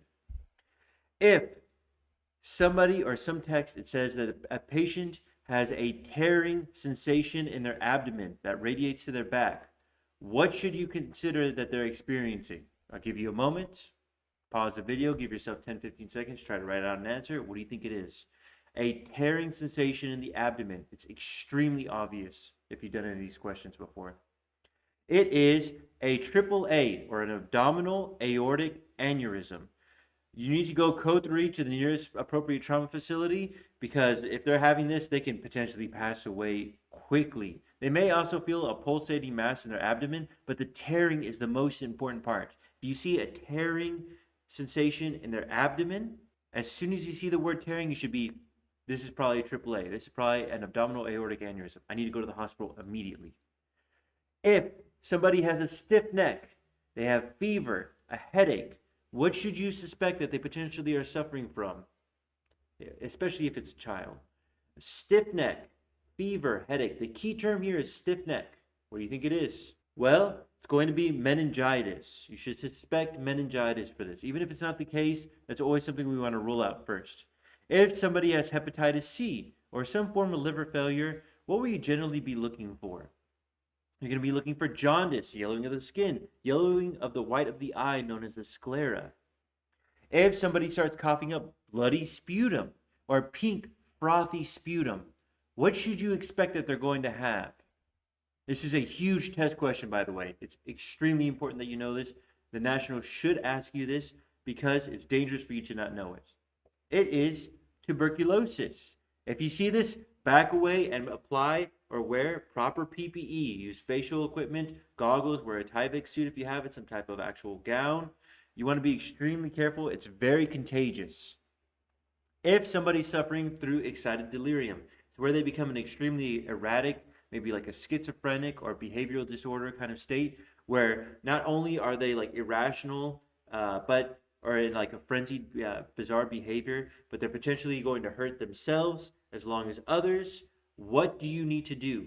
Give you a second to think about that. What are you going to do for a patient that's acting a rate like this? What do you need to request? You need to request ALS intercept. This patient requires a sedative that you cannot administer as an EMT basic. For heat-related emergencies, there's 2 main types that you need to worry about. Technically, there's 3 if you count heat cramps. There is heat exhaustion, where the patient is still able to sweat while the body's trying to cool itself off, but still you need to pull them out of the environment either way, try to cool them down. And then there's heat stroke. The patient is no longer able to sweat. An alternate mental status may occur as well as hypotension. If somebody's experiencing these type of emergencies, we try to pull them out of the environment, remove excess clothing, potentially consider cool packs, but get them into an AC regulated medic unit. You need to know the difference between heat exhaustion versus heat stroke. Heat exhaustion, they can sweat. Heat stroke, they no longer can sweat. That's the big thing. If you pull somebody out of a pool or a body of water and they were potentially drowning, but now they're saying that they're okay, they don't want to go to the hospital, what should you do next?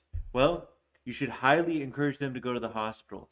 They can potentially have second near drowning. I think it's called second drowning or something like that, or near drowning, where they could still have fluid accumulated around the lungs, and whenever they lay down and try to go to bed, they may actually start to drown again while they're above water, and they could pass away that way. Also, at the same time, they became exposed to all that bacteria in their lungs that they normally shouldn't be, and you may end up dealing with a very severe case of pneumonia. So you need to encourage these people to go to the hospital to the best of your ability. For snake bites, if somebody's bitten by a potential poisonous snake, and let's say it's right here on their forearm, what do we need to do? We need to keep their arm below where their heart is at. You don't want to elevate it because you're letting gravity push the poison down. You do not apply ice to the snake bite. That's because you don't want to cause tissue necrosis to the area. You don't want to use a tourniquet above here. You're just going to cause more harm than good for stopping the spread of the venom. Do not apply a tourniquet. You want to circle the affected area, but that's literally all you're going to do, and keep the arm down away from the heart, but you're going to keep it below the level of the heart. You need to know this. Some, but not all ticks can transmit Rocky Mountain spotted fever, causing nausea, vomiting, headaches, weakness, and paralysis 7 to 10 days after the individual was bitten, or Lyme disease, which can occur days to weeks after the bite, causing joint pain and a ring around the bite. You need to know this. The National likes to put in some filler questions. This is a great one where somebody was out in the field maybe like 2 weeks ago. Now they're experiencing fever, nausea, vomiting. What do you think may have happened? They were in, that key term is like tall grass. They're exposed to tall grass, right? Then you should think, oh man, maybe they got bitten by a tick. They need to go to the hospital. Focusing more so on OB or obstetrics, you need to know para and gravida, or gravida and para. What are those terms? Well, for gravida, it's how many times a patient has been pregnant. For para, it's how many times a patient has given birth. For instance, if a female patient has been pregnant 3 times and has 1 child, you would say that the female patient has 3 gravida and 1 parity, or 1 para. It's extremely important that you need to know that. The National definitely will want to ask you that kind of question. Everything I've said so far, it's great. You need to know this before you take the National. If somebody is experiencing placenta previa, it's described after 20 weeks of pregnancy where the placenta is formed at a normal location. You need to know the signs and symptoms for these next 2. It's extremely important. For placenta previa, they're going to be experiencing painless, bright red vaginal bleeding. It's painless, but they're going to have bright red vaginal bleeding. After 20 weeks of pregnancy, you need to know that that's placenta previa. There's no excuse. The other one, abruptio placenta. When the placenta separates itself from the uterine wall, it's usually found in traumas. You'd be looking for painful abdomen with vaginal bleeding. Okay, this is painful versus placenta previa, which is painless. You need to be able to distinguish the two. Another important one is when the fertilized egg implants itself on the fallopian tubes, like improperly, well, that's considered ectopic pregnancy. You need to know what preeclampsia is versus eclampsia. When a female patient is pregnant and they have hypertension and they also have like swelling of the legs, they're saying that they have a horrible headache.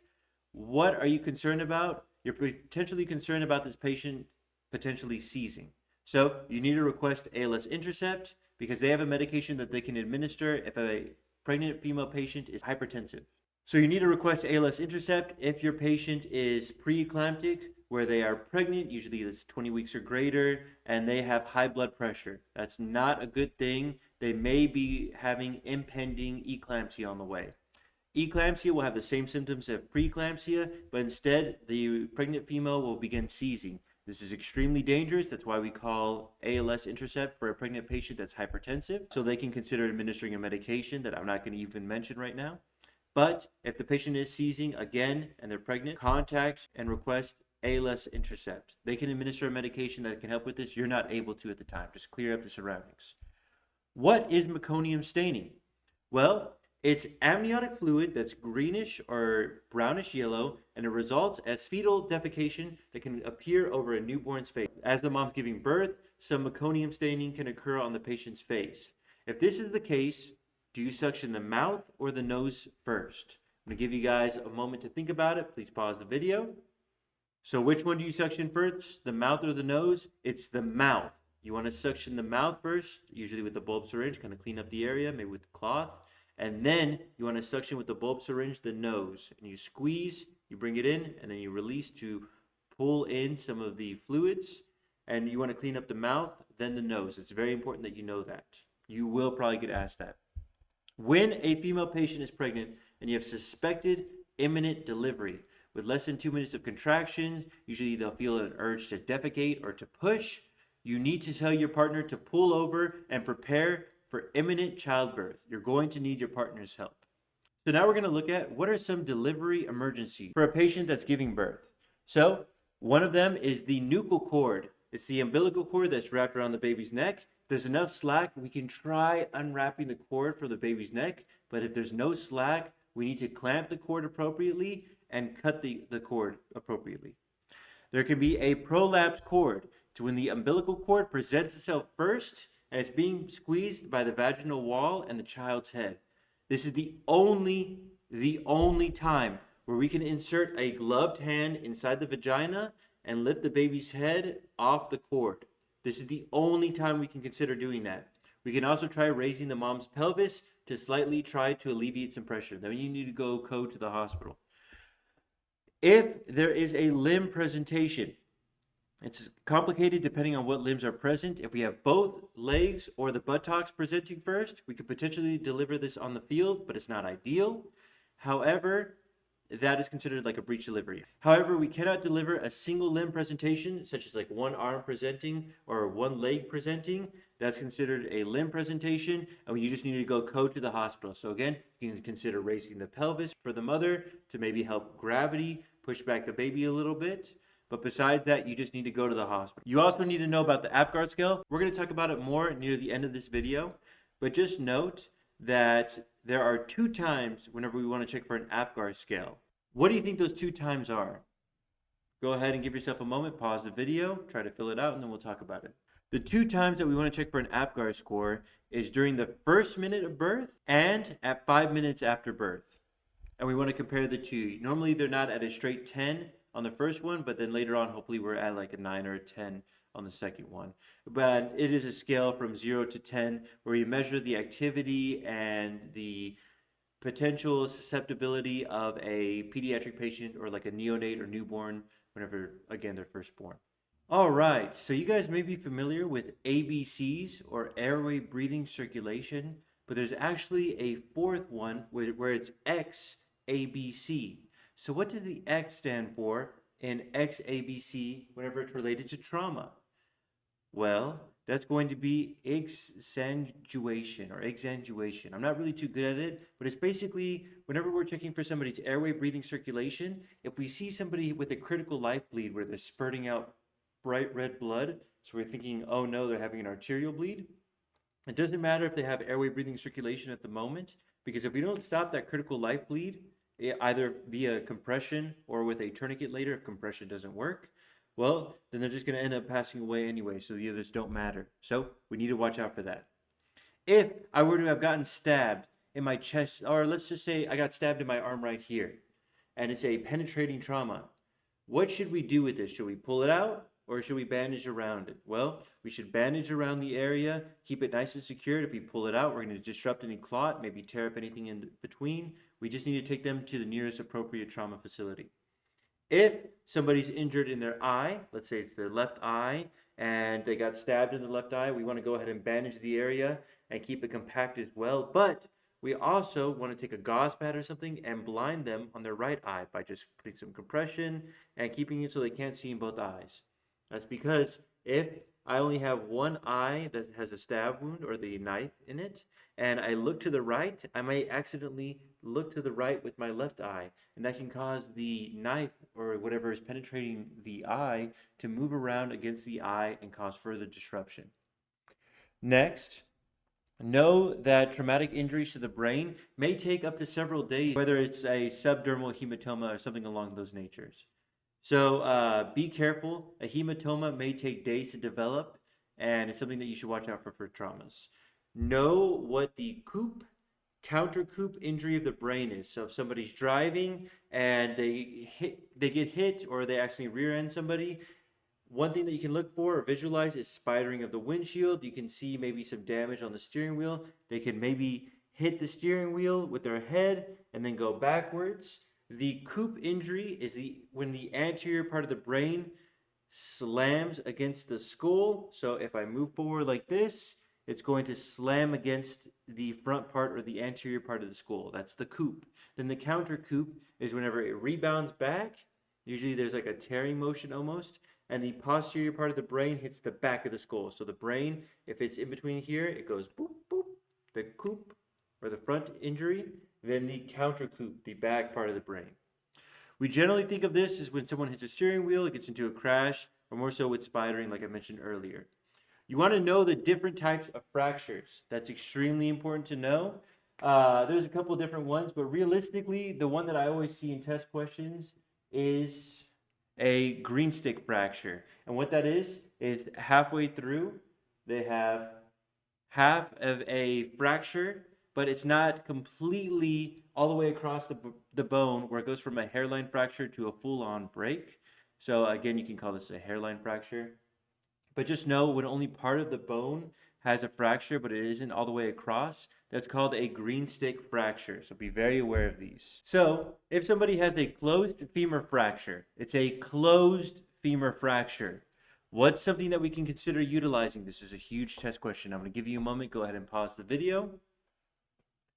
You can consider administering and utilizing a traction splint, right, to relieve pressure. When can't we use a traction splint when it comes to femur fractures?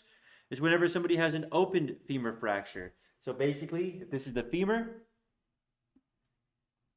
they have an open femur fracture, you can imagine that bones are going to be sticking out.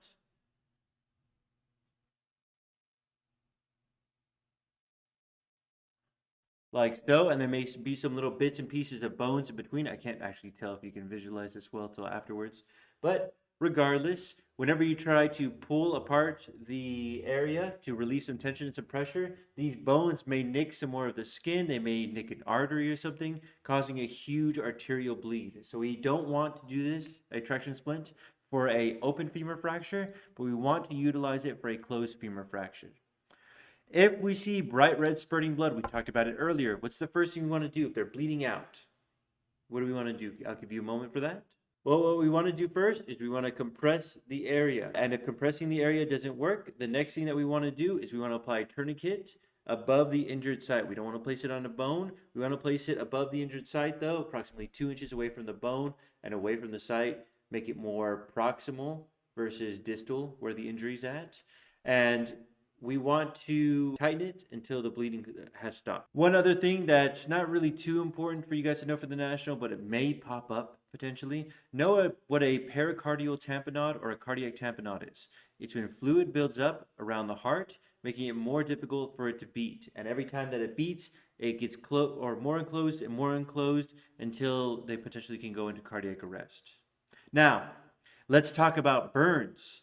There are 3 main types of burns. We have first degree burns. The way we differentiate this is they have reddening of the skin and it just hurts. You may have experienced a first degree burn in your lifetime. I know I have experienced a couple. This is just like a sunburn, nothing too serious. It's just uncomfortable. The skin is going to be red and it's going to be painful. The next one is a second degree burn. It's going to be the same thing, but there's going to be a blistering around the area, right? The important thing to note is that it still hurts around the area. So a third degree burn is whenever the skin may appear white, gray, or even leathery, and the patient doesn't feel pain around the general area, right? So if, like, let's say there's a third degree burn that you suspect right here, they're going to feel pain on this side and maybe this side of the area, but they're not going to feel any pain around this side. And more so, it's really like they're only going to feel pain here, depending on if it's a full circumferential burn where it's all the way around this area here. And we don't want to see this. We need to take them immediately to a burn center, or at least set it up to where they can be transported to one. But third degree burns are the worst type of burns. It's where they can't feel pain anymore. We don't want that. One other quick little term that's going to be at the bottom where I discuss about the terms that you need to know. The term is called ecchymosis. I always struggle pronouncing it, so that's why I have all these cuts. Anyway, all that it means is bruising. But if you don't know what that means and you see somebody has ecchymosis, you may potentially panic when all that it's saying is, hey, this patient's bruised up, think trauma. Okay, guys, so finally we made it to EMS operations. This one, a lot of people kind of bypass it. They think, oh, these aren't too important. So it's more so about like legal terms and things like that. But it'd be horrible if you failed this section after you passed all the other ones because you underestimated the importance of knowing EMS operations. So really quick, we're going to start with the NFPA 704 tetrahedron here, which is the 4 different sections. I don't have the markers for like yellow, but we have our blue section, our red section, our yellow section, and our white section here. You need to know what each of the hazards pertain to.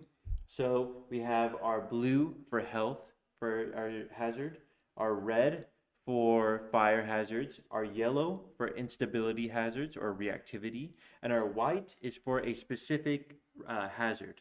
So for red, yellow, and blue, it goes from 4 to 0, with 4 being the worst and 0 being generally acceptable, and white will have special symbols. I highly recommend looking up on your own free time the NFPA 704 tetrahedron, but it's an easy question because they only can think of so many things for EMS operations. So you might just get, what is the blue in the NFPA 704 tetrahedron? It's like blue, you think health, and you're done. But it's a very easy thing to know if you know it. If you don't know it, well, I mean, you may just lose a point for nothing. Next, most ambulance crashes occur where? It's very simple. I'll give you a moment to think about it. Most ambulance crashes occur at an intersection. You need to be very wary whenever you're at an intersection. That's where a lot of people end up getting hurt or passing away. You should utilize what when reversing? It's a spotter. For a helicopter landing zone, the site needs to be at least 100 feet by 100 feet. Regarding radios, they love to ask about radios. It's always the repeater. They like to ask about that every time. I don't know why. So a repeater is what receives signals from lower powered radios from either a mobile or a portable radio. Then it sends them out at higher strengths. So what is a mobile radio? It's a radio mounted inside ambulances or another apparatus. So it's the one that we can use to relay to the hospital. That's a mobile radio. A portable radio is one that will be carried on to me. Usually I have my radio strap and I'll have my portable radio and I can let anybody know like, hey, if I'm doing triage or something, this is what I have, this is what I have. Also, another really important thing to note is the simplex and the duplex radio system. The simplex radio system only allows one person to transmit at a time. So if I'm talking, you can't relay information at the same time. A duplex radio system, kind of like a cell phone, allows both users to talk and transmit and receive information or voice communication at the same time. So, a huge thing, you need to know these legal terms. You need to know them. There is battery. It's when you place your hands on someone without consent, causing physical harm. Assault. It's whenever you cause harm verbally with verbal threats or intimidation. Abandonment. This is a huge one. You initiate care, then destoning. The patient-provider relationship. It can also be like, let's say, if you're an EMT basic and you're with a patient, you're working on them, and then an emergency medical responder, an EMR, arrives on scene, which is a lower standard of care than you technically, even though they may be fairly proficient at their job. And you're like, you know what? I don't want to work with this patient anymore. Here, you can take him. You can't do that. By giving somebody, like let's say like a paramedic, for instance, giving your patient off to an EMT basic is considered abandonment. The same thing with an EMT basic. Once you start working on them, you can't give up your patient to a lower level of care. That's why it's okay for us to transfer our care to, let's say, an RN or a registered nurse, because it's considered to be the same level, if not a higher level of care, which is acceptable. There's negligence, which is deviation from the accepted standards of care resulting in injury to your patient. There are advanced directives. There's instructions that are given in advance, such as the DNR or do not resuscitate. There is implied consent. So let's say if I'm at a restaurant and I do this motion to you, that's generally considered an implied consent for, hey, I'm choking, I'm not saying anything, but I'm doing this and I need your help. You have implied consent. Now you know you can come and start doing the Heimlich maneuver towards me or to me. It can be inferred from a person's actions, gestures, or inactions. Like if, let's say, somebody were to pass away right in front of us, we don't have an obvious DNR that's available or present. We should assume that there's implied consent that they want to be saved, and then we can go ahead and start working our cardiac arrest algorithm, or we can start doing CPR and request ALS intercept on the way. Next, for hazmat responses, this is a easy test question to miss if you don't know what you're doing. So EMS is set up in the cold zone. So if we're looking at a hazmat scene, we have the hot zone, which is this little circle. Then we have the warm zone.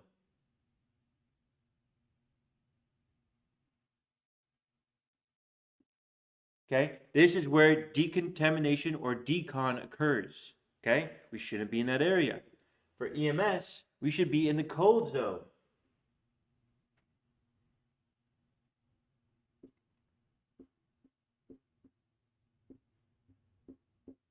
This is where you're going to be at. So EMS operations occur in the cold zone. Decontamination occurs in the warm zone, and hazmat technicians will go into the hot zone. We're not going to go in the hot zone. Know where the cold zone is, know where the warm zone is, or you're going to miss an easy question, okay? Remember to always stay uphill, upwind. If we have a potential, let's say, a tanker that collapsed or that crashed on a road, we don't know if it's emitting any type of hazardous materials or something. Of course, call hazmat technicians, call hazmat teams. And if possible, if you're going to be around the scene at all, let's just say this is you, this is horrible, then we need you to stay uphill and upwind if possible. Uphill and upwind is where you want to be parked at if you're dealing with a hazardous response. You need to know the command system. This is more so important for firefighter operations, but it's still something you need to know. The span of control is whenever you have 3 to 7 people per leader, or if like I'm working on scene and I have some people that are under me, we're working on the same thing, right? If I'm the leader of the group, I can have a group between 3 to 7 individuals, and the preferred optimal number is 5 people per unit, right? Where one leader is leading 5 people. You need to know about the unified command. Unified command is several agencies working independently but cooperatively. So while we're working, we may work with a firefighter department, we may work with a police department, and we're all working as a unified command together in a large mass casualty incident towards kind of like the same goal. Your safety comes first in every operation. It's life safety, incident stabilization, and then property conservation. You need to also briefly understand the START triage system. So I marked it on there, but basically it's if somebody is marked as red, they're considered critical with life-threatening injuries and they're priority 1. If they are tagged yellow, they have not life-threatening injuries, but it can potentially go into a critical state. They are a priority 2 patient. If they're green, then they are a walking wounded patient and they are priority 3. If they are black, they are dead or fatally injured. They are a priority 4 patient. Now, we've done all 5 of the different sections. We're going to look at some extra important information that you still need to know, because there's definitely going to be a questions on these type of things. So the first one is a Glasgow Coma Scale, or a GCS scale. It's used to assess a patient's mental status, and we check 3 different things, with 15 being the greatest, 3 being the lowest. Please look at your Word document while I'm talking. And the first thing is eye-opening, right? So we want to see if it opens spontaneously, if they're looking around on their own, or if you have to go up to somebody and say, hey, can you hear me? And then they look at you, and then they look away. That's a 3. 2 is if I go up to the patient and I do some type of painful stimuli, like I do a sternal rub, or I use a pen on their fingernail, something like that. Then they kind of look towards me. Maybe if my partner's starting an IV, if they're a paramedic or an AEMT. If they open up their eyes to the pain, that's a 2. If they don't respond to anything that we do, it's a 1 for not responding. For verbal responsiveness, if they're A, no times 4. If they're oriented to their person, place, time, and event, they are a 5. If they're confused, if you ask them something and They can't answer all of your questions properly. If they're less than A no times 4, they are a 4. If you talk to somebody and they have inappropriate words, like it's just kind of nonsense, that is a 3. If you can't even understand if it's English, you don't know what language they're speaking, it's just mumbled garbage, that is a 2. If they don't respond at all, that is a 1, that's the lowest score. For motor response, if I tell you to raise up your arm and you raise up your right arm, fantastic, good job. If I do painful stimuli and you move towards the area and you're like, hey, stop it, right? You kind of move towards it and kind of push away a little bit, that's a 5 at least. If, let's say I'm working on an IV or something, or like my paramedic is working on an IV, and they flex to withdraw from pain, so they kind of move their body away from the pain, then we're thinking, okay, that's a 4. If I'm doing painful stimuli on a patient and they move their arm kind of towards the general area, well, at least it's moving towards where the pain is at. That's abnormal flexion. That's a 3. It's also known as decordicate posturing, where somebody's going towards the core of their body.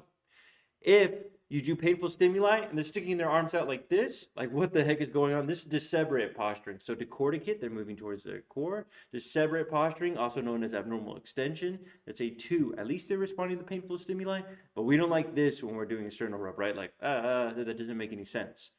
Number 1 is we do painful stimuli and there's no response. So that's the GCS score. The next one, like we talked about earlier, is the APGAR score. Now, for the APGAR score, you need to know, like we talked about earlier, that it is going to be a scale between 0 to 10 for a neonate newborn. Either one is fine. Where the baby is just born and we need to assess their activity, right? Or more so, their APGAR. So we check their activity, their pulse, their grimace, their appearance, their respiration. And you can see I have points listed from 0 points, 1 point, and 2 point. You will get a question on this. You need to learn this. If you do not learn this scale, if you don't know how to properly identify it, because they're gonna be tough. They're gonna say you have a patient who is actively moving. They're going to have a heart rate less than 100 beats per minute. They're going to say that they have minimal response stimuli. They're going to have pink body but blue cyanosis to their arms and legs. They're going to have slow, irregular respirations. You need to be able to read that and say, I think that the APGAR is like I think the way I constructed it is 2, 3, 4, 5, 6. I think it's a 6 for the APGAR scale. They're going to give you 4 numbers, and it's not going to be easy. It's going to be like 5, 6, 7, 8. And you're going to be able to read the description of the patient and say, that's an APGAR of 6, that's an APGAR of 7, an APGAR of 8. And then in 5 minutes, you need to repeat that. You will most likely be asked to create an APGAR score. I've never heard of anyone not having to do that. Be ready for that. For anatomy, we're going to briefly discuss anatomy in regards to a couple different things, such as the anatomical plane. So, if you guys are familiar with it, there is medial, where it's closer to the middle of the body, and then there is lateral, further away from the body. If you look at yourself right now and you're looking at your own thumb, I want you to say out loud, is your thumb currently medial or is it lateral to your pinky? With this being the outside, being more lateral, medial being the inside. If you look at me right now, and I ask you what's medial and what's lateral, if I compare my thumb to my pinky, is my thumb medial or is it lateral? You're always going to say your thumb is lateral. How does that make any sense? Well, that's because we need to imagine every single person in the anatomical plane, with them standing up straight and their palms out like so. And if you can look, my thumb is the furthest part away from my body, from my core or from my midline.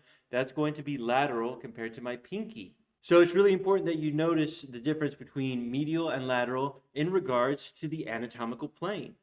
On the next section, I have like a quick little example about what you should think about whenever it comes to proximal versus distal. The next thing that we need to know, there's an extremely low chance that they're going to ask this, but they may ask, what is the upper airway considered?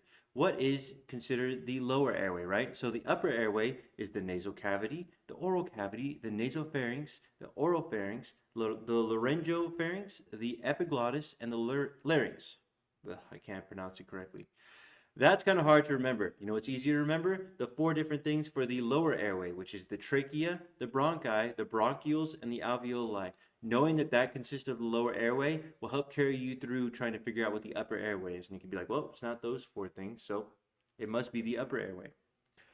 For a burn patient, what rule can we utilize to assess the surface area of a burn patient? We can either utilize the rule of nines or the rule of palms.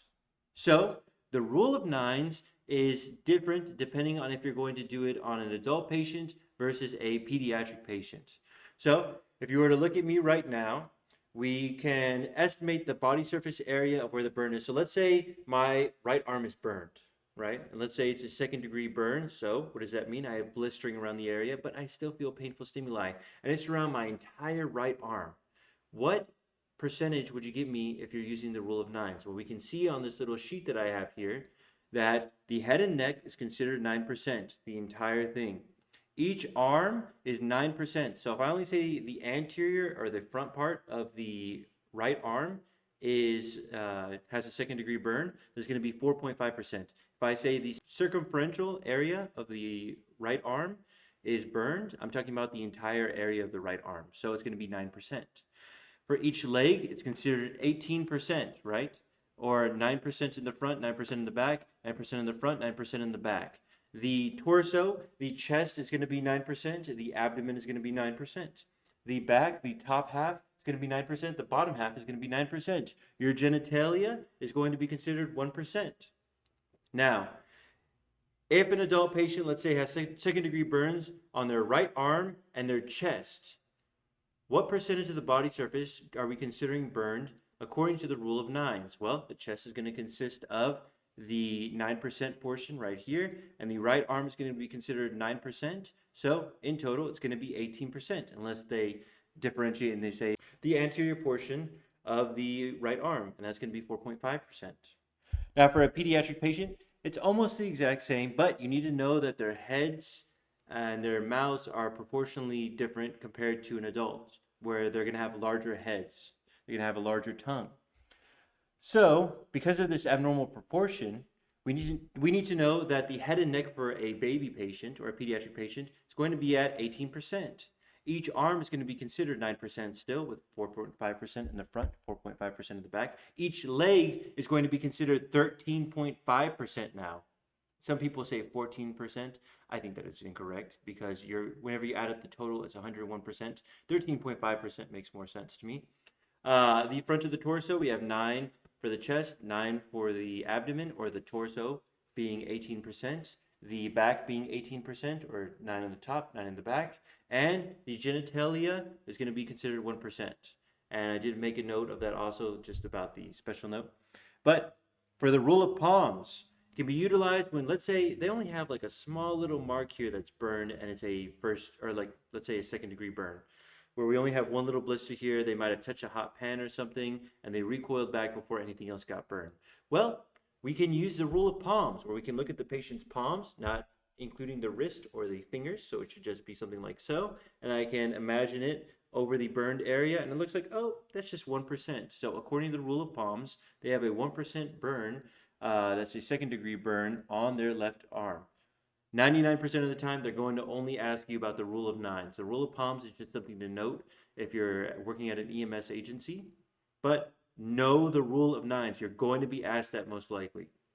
I went ahead and I put the age ranges because I figured it might be nice to be able to differentiate the differences between the different pediatric states versus an adult patient. So we have here neonate or newborn is from birth to 28 days old. An infant is 1 month to 1 year old. A toddler is 1 to 3 years old. A preschooler is 3 to 5 years old. A school-aged child is from 6 to 12 years old. An adolescent is from 13 to 18 years old. However, you can still sometimes, in some texts, consider a child to be an adolescent or a teenager as soon as they grow or start to develop pubic hair or start to mature, like they start to have their periods, things like that.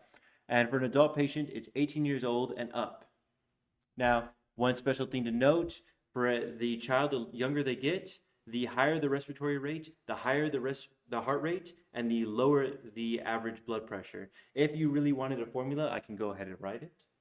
And as you can see here, I went ahead and I wrote the 3 different ranges where we have, let's say 80 plus age times 2. That's going to be their normal blood pressure range. Now, we want to know, okay, when are they normally hypotensive or hypertensive? Well, anything below 70 plus age times 2. So let's say if they're 2 years old, we would do age times 2. So that would be 4 plus 70. So it's going to be 74. Anything for their systolic number or their top number that's less than 74 is going to be considered a hypotensive child.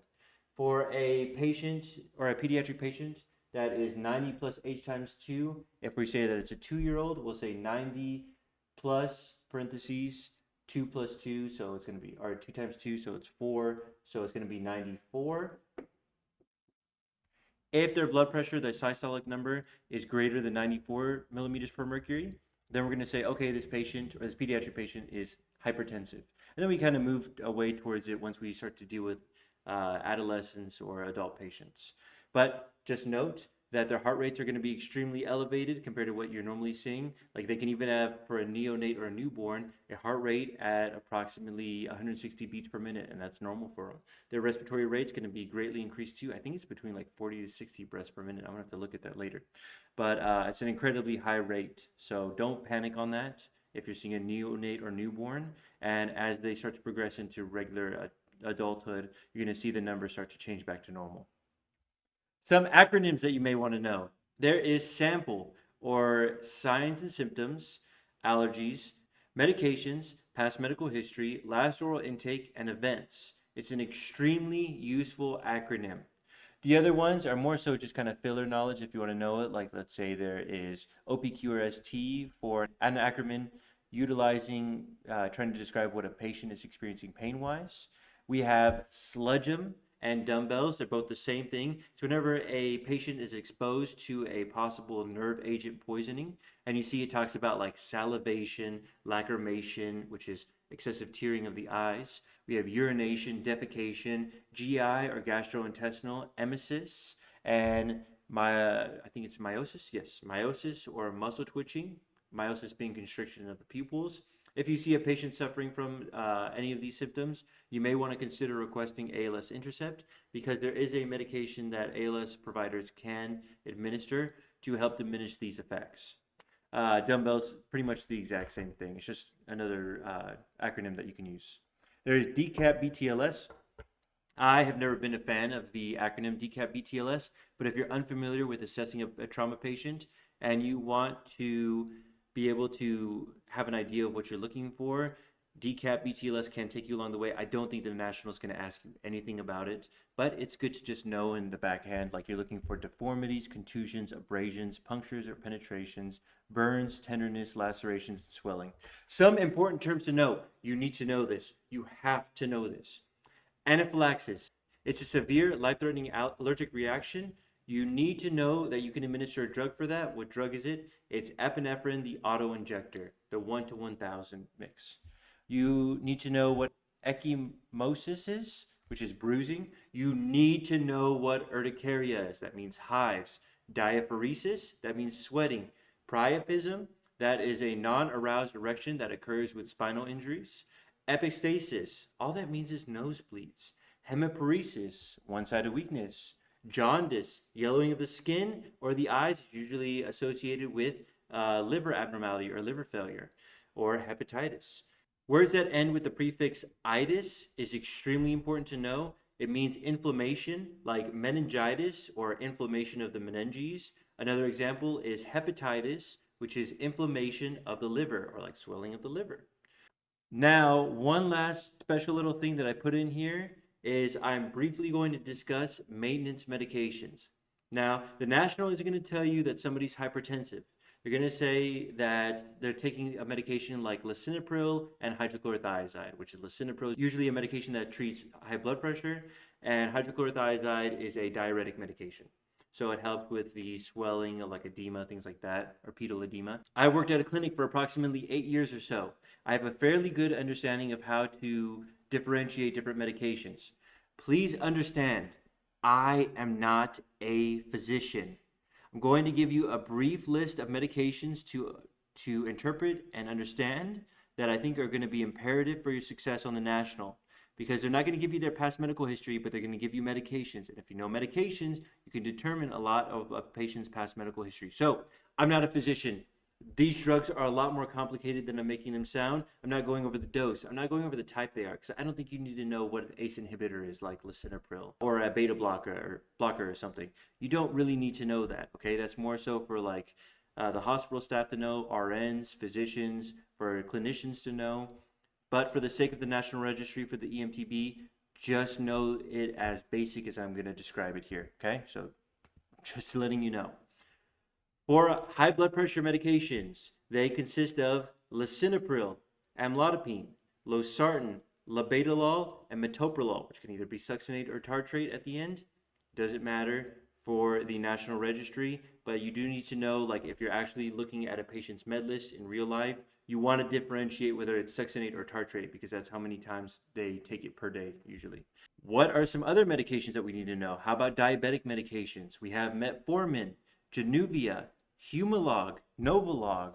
We have Novolin, Lantus, Toujeo. These are just some of the diabetic medications. A couple of these are oral pills that you can take. Some are insulin that you can take.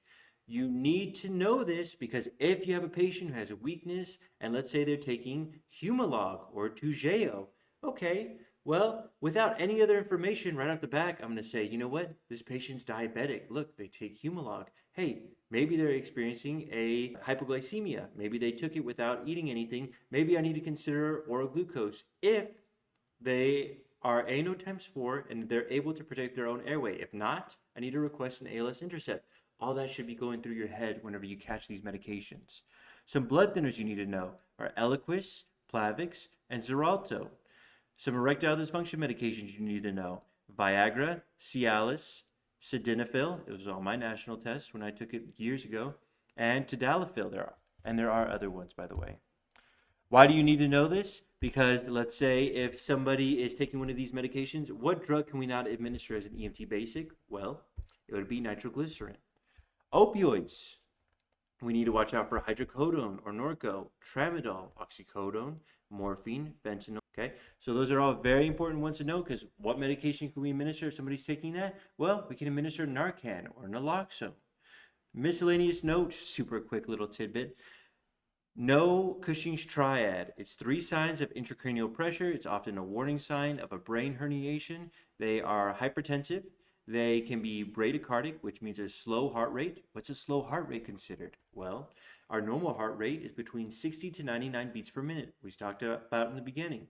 So a bradycardic heart rate would be something less than 69 beats per minute. So 59 or less. And irregular respirations. With that being said, guys, thank you guys so much for watching. I hope you enjoyed this. This took a lot longer than I thought it would, but I feel like it's a great free resource that anybody should be able to have access to after they complete like an EMT basic course. And so, I was like, you know what? I have the knowledge. I tutor these people all the time from different agencies to help them pass the national. Why don't I just give this to people, So I hope you enjoy it. If you did like this video, please like and subscribe. Really helps out a ton. Check out in the description. You can see the download link again for the Word document. I hope you've been working on it this whole time. I'm going to leave a couple of spots blank, but I'm also going to leave timestamps in the Word document to make it as easy for you as possible. Because all I want you to do is pass the national, because it makes me look better too. If you have questions, go ahead, check out the Discord too. We love to have you guys there. It's a lot of fun. Also, I just made it possible for you to join as a member. If you'd like, there's no requirement for you to do so. You did make it to the end. Maybe you passed the national or something. You want to say, hey, Mario, here's some chump change just to help you out. Thanks for helping me pass. Hey, I'm walking around with the hat. I'll gladly take it. But with that being said, thank you guys so much for your time. Really appreciated all of it. I really appreciated working with you guys. And I will see you on the next one. See ya. Oh, that was too much words.